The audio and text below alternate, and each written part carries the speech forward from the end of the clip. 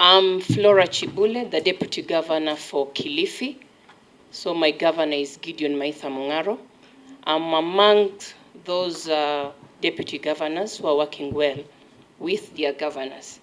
But well can also be redefined. I have an executive order that cuts across most of the functions that are here. I coordinate and also chair subcommittees. I coordinate basically donor linkage, and because I stand in as an educator, I also manage the education docket, but not as CEC. But one thing that helps in devolution, because you're the mothers and fathers of devolution, and if you look at the background of His Excellency Gideon Maitha Mungaro, he's one governor who actually he does not gives me orders. Where I take initiatives, I tell him, I say, that is good, DG, that is. So not everything I have to get his permission. He has given me a role. So things like donor linkages, like we'll be having an investment conference in December. He allowed me to go and knock doors, as long as I tell him, this is the proposition and this is what I do. But I want to agree that we must have a budget. Yes, I'm doing this, but I don't have a specific budget under the deputy governor. But whenever we have a chief officer, not both but one. Whenever I give him a proposition that I need to go somewhere, I've never been bad. So it also boils on the working relationship. But on point number 7, the coordination of disaster risk management. In our county in Kilifi, we have a chief officer who runs this. So we have a chief officer for disaster management. Yeah. So I just said, let me just say something small.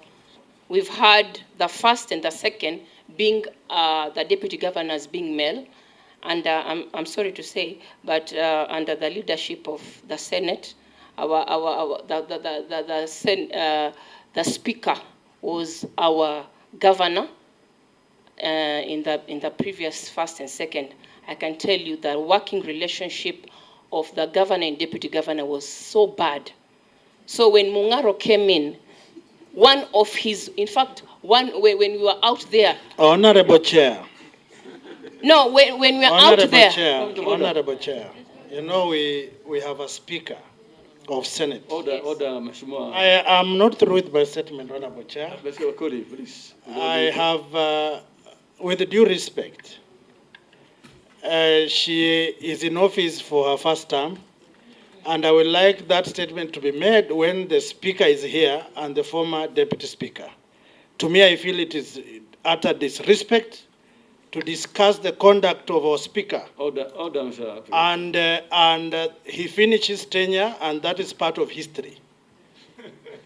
So I believe that we respect our speaker as that. I think you will not, and proceed. We will not allow you to intimidate Not a speaker then. It is not intimidation, Honorable Chair. Order, members. Chair, he was not a speaker then. Unless you say when you are not there and I'm on that seat, we can discuss your conduct. Order, Honorable Chair. I think Deputy Speaker, make your comments. Don't feel intimidated on this issue. We are discussing. He has not said a speaker and DG. All he said is the previous governor, who is now a speaker. I think. How bad was it and it's not on record? No. Please allow. They should table facts and evidence. This is a house of records. Madam DG, please don't feel intimidated. Make your. But speak on a fact of information. This is not a gender issue. This is a leadership issue. History is also a point of reference. I will not bow down, Honorable Chair. We have leadership in the House. Order, members. And we will not cast aspersions member. in the seat of the Speaker. There are no aspersions that have been cast on the Senator Speaker. Wakoli is out of order. Unless you want to discuss conduct of each one of us. That's not in true. our past life. That's not true. Open the Pandora's box. You're out of order. The conduct of the Chair, Speaker you are has equally not out been of order. discussed. You're out of order. With your Vice Chair. Out of order. Chair, This is a conspiracy Chair, against the Speaker history of is the a Senate. point of reference. We have the deputy speaker here, who instead is equally not comfortable. Chair, call Senator With the speaker Wakoli to being, order. Call Senator Senator Wakoli to Wakoli order. to order. undressed. Order, Mheshimiwa. No, no, no, no, Order, no, no, Tibiko. no, no. Adeka Tibiko. Yeah, you know I'm an elder in this house. Exactly. Yes. Yeah? What the DG said is not out of disrespect to the speaker, because she was referring to She's not the previous quoting, yes, administration. She's only talking work experience. And if you give her time, she will tell you that the current speaker is doing excellent in the Senate as a Senate speaker. Order. That is what we want to hear. Good Yes. things about the speaker. Say that. Now, thank you again for I- allowing me to speak.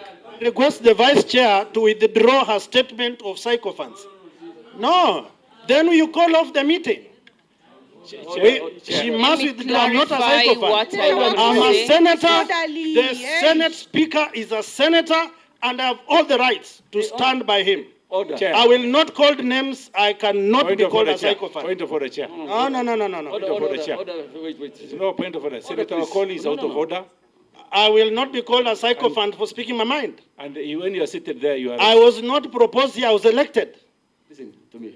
And when I speak, I must be respected. Order, please. I'm not a sycophant, Honorable Chair. Oh, no, no, no, no. You must also call order to senators here.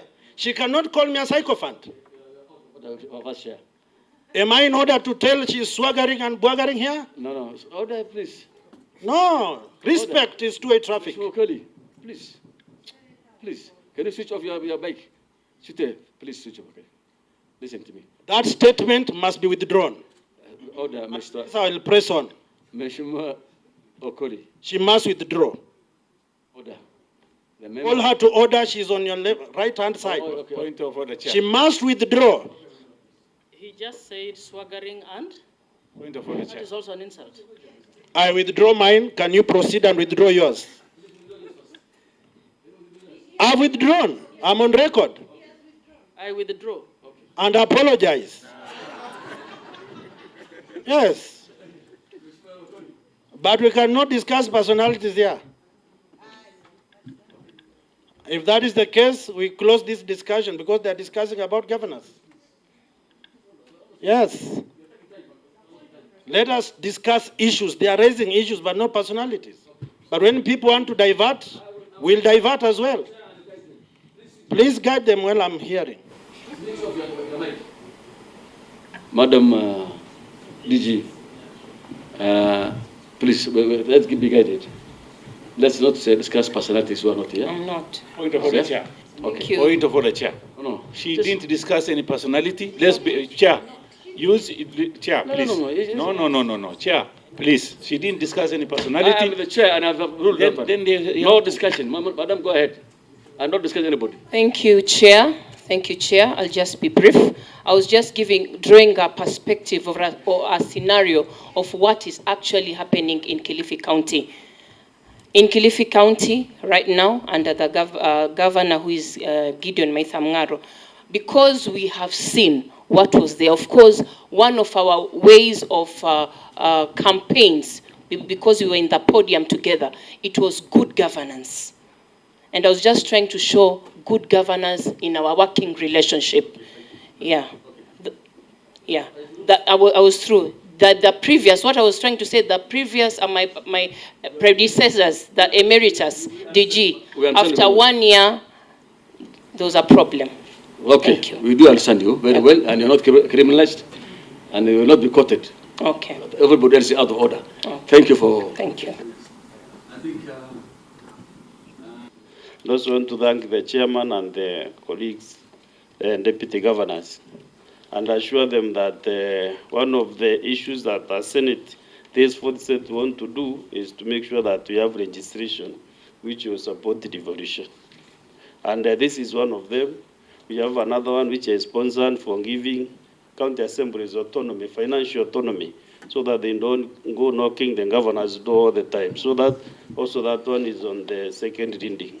So I'm happy that they have really given us their proposals, which you committee on devolution, you have another opportunity to sit down and see which is good, which is not, because you are here to make your report. And if you need any further public participation, still the committee can agree on the way forward on that. So I want to assure the deputy governors that let us try the much we can as the Senate. And we have a very sober Senate this time. We'll be able to look at all the issues here and when it gets to the House, the second reading, so that you can at least save our county governments. So asanteni sana, ninashukuru na tutaendelea kufanya mengi. Chair, today being their day, we grant them this time so that they exhaust what they have, and equally when we retreat, we will be able to dig deeper into them. And also through the chair, it is evident that various deputy governors have issues. Probably after this session, apart from, I've seen my friend from Trans Nzoia, those that have chronic issues that need the committee's intervention, they can equally come forward so that as a committee we address specifics to try and ensure that the county governments at that time do what they need to do. Thank you. Give us an experience of how you work with Let the experience come later. Yes. Honorable Chair, for purposes of sensitivity, these statements of men under women and women under men, we should rephrase it. Yes, so that Kenyans work with each other, not under. Reflect from the statement. Go ahead, Mheshimiwa. Thank you, Honorable Chair. I give a case, and before I go there, thank you, Deputy Speaker, Senate, for this bill. What Senate will do about this bill will cure even at what is happening at national level. At one point, we saw a case where the then Deputy President, the current head of state, was going to represent the then President in a forum at West Africa.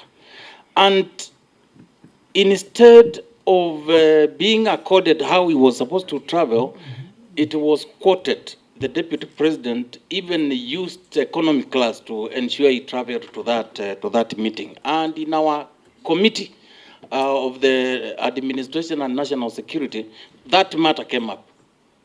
And Honorable Chair, you are there. Senator Tobiko was there. And it brought a lot of issues. So this bill is going to cure some of those things as an example. What I want to say, working with Governor Wavinya, that Chair, I must say in Machakos we are working well. The Deputy Governor has a budget.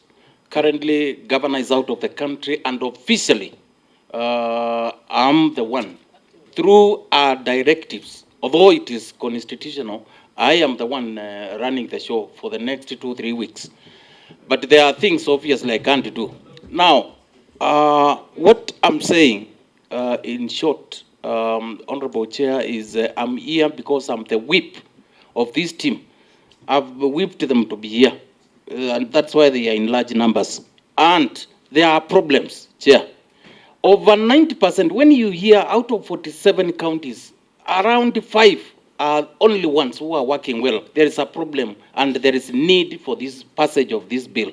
So, Chair and Honorable Senators, please move as soon as practically possible to enact this so that we can strengthen devolution. Thank you. I want to give the following observations, which will be of interest to this committee of Senate. 90% of our deputy governors do not have a designated budget. What am I saying? That in 90% of our counties, in 2013, there was Office of the Governor, designated budget for the governor, designated budget for the deputy governor. In 2017, that changed, and it was all put under Office of the Governor, whereby, as a deputy governor, you are hidden somewhere there. If it is O&M, you have to go and beg the chief officer to give you something. Even as you go for your fuel, it is put together in the office of the governor. So you are told you have to go and request the governor to allow us to give you the fuel. So that proposal to specifically designate that budget for the governor and budget for the deputy governor. The other one is 90% of our deputy governors do not have executive orders. And Chair, allow me to mention, just for your own confidentiality, is that about less than 10 counties are working closely, the governor and the deputy governor, out of 47. So you can calculate for yourself what percentage that is. I'm being told that 5 are working closely. Now, we want to distinguish this office of the deputy governor. We are here, Chair, to defend the Constitution. We are here to defend devolution, which I know you are the fathers and mothers of devolution. So we want to say, if these roles were put in the devolution, in the Constitution and in the Act, can it be rationalized so that we have value for money? Why do we have a deputy governor being paid over 600,000 to read a newspaper? Or to roll around and meander and do other things? You will recall that in the 2017-2021, there was a deputy governor who earned salary for the full term and he was not in this country. I want to give an example of my governor. My governor now, he was a deputy governor. One time he was removed from a county executive committee meeting. The governor instructed the county secretary that remove that man. I am not coming to the meeting if he's not out. So as we are speaking here, we are not speaking for ourselves. We are not doing this for us. It may not even benefit us. But we are saying for posterity, can we do something that will really promote, empower, and restore devolution? Value for money and service delivery to our people. Chair, allow me another maybe one minute or so. The role of the governor and the deputy governor should be really to facilitate service delivery in the counties, to serve our people.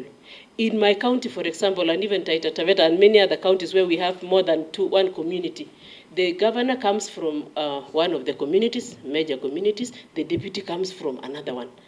So I don't know for the case of SAA. So you find that if the governor is not working well with the deputy governor, the people of that other community do not get services. Even a good case is for Trans Nzoia, whereby we have the majority Aluya and then we have the Kalenjins. So we want to clear that and say, when you come to office as a deputy governor, you know this is what we are going to do and work together to serve the people.